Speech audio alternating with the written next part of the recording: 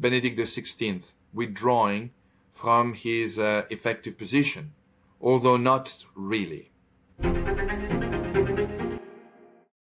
And so this is a bishop talking to Conchita as a little girl, 1979. And he asked her that question about anything related to the Pope or the Holy Father that happened before the miracle. The bishop said, I want this to be very clear to all who hear this tape. Conchita was very precise. The Virgin told you that before the miracle, and then what? Conchita says, at the time Pope John the 23rd was living, the Virgin said, 3 more popes are left. There will be only 3 more popes. And she was speaking at the time about the end of times. But Conchita's mother was taken by surprise. She wondered out loud in front of her daughter for the reason of the village bells ringing. Conchita answered that the bells announced the death of John the 23rd, and further added that after him, 3 more popes were to come before the end of times. Conchita then corrected herself and stated, well, 4 more popes really, for one will live such a short time that he will not count. First of all, let me confirm that you've also seen that interview and you've heard of this, and this is real, not something fake. Absolutely. I even wrote that particular scene as well in my book, Revelations. And Indeed. That's exactly what happened. Now, that was at the time of John the 23rd. Obviously, everybody's freaking out. But then Conchita makes that really neat thing when her mom freaks out. She goes, well, no, not the one who lasted such a short time. And that's obviously John Paul I, because I think it was like 30 days.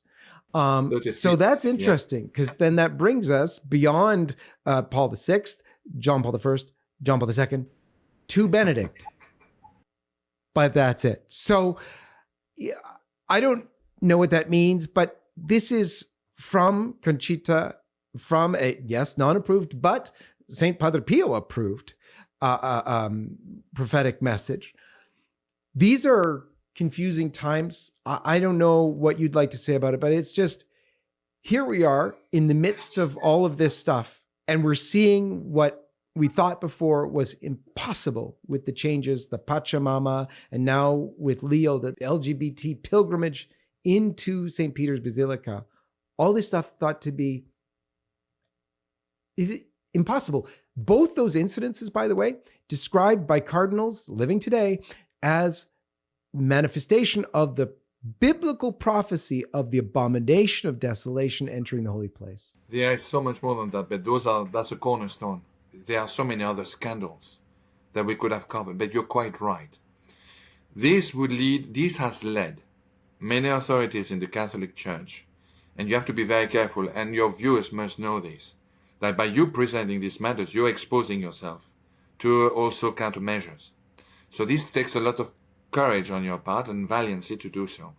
But I will follow in the same path, in the sense that the questions that were raised, Benedict XVI withdrawing from his effective position, although not really, no, because he maintained a statutory position as the pontiff of the Catholic Church, maintaining, including his position, his ring, his habit. There were some parts of it all that appear to be a redelegation of his governing authority on the Church based on the ecclesiastical election that would ensue with the next conclave, which led to the election of Pope Francis, shall we say. No. What I will say will sound very controversial, but it is cold facts. It does not come with any passion of any sort. But I've heard a battalion of canonical lawyers who stated that in many instances, including some safeguards which have been raised by His Holiness Saint Pope John Paul II, plus some canonic aspects of the law, which clearly has been established to maintain a neutral virgin state of election with the conclave, which have been utterly and consciously ignored. And I'm using very diplomatic language here. Hopefully you'll observe that. No, I must. So, in this instance, many authorities in the Church raised the question whether or not the election of Pope Francis was indeed valid or not, in virtue of the fact that the safeguard raised by John Paul II and those particular paragraphs within canonical law have been utterly ignored.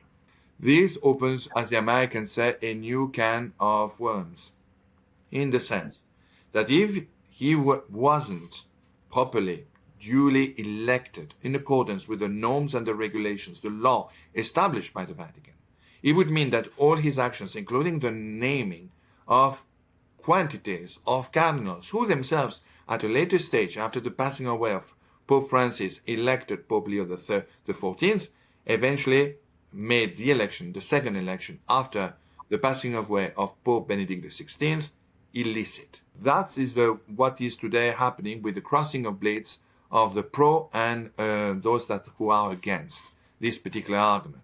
I'm relaying this fact as neutrally and coldly as I possibly can, but as objectively as well as I possibly can. So this is, we're finding ourselves in a serious jam, because we find ourselves literally de facto in a sort of a Catholic ecclesiastical civil war. Hi everyone, this is John Henry Weston for LifeSite News. We hope you found this video insightful. For more content like this, be sure to check out the links in the description below. You can also follow us on social media to stay updated on the latest news concerning life, faith, family, and freedom. Thanks for watching, and may God bless you.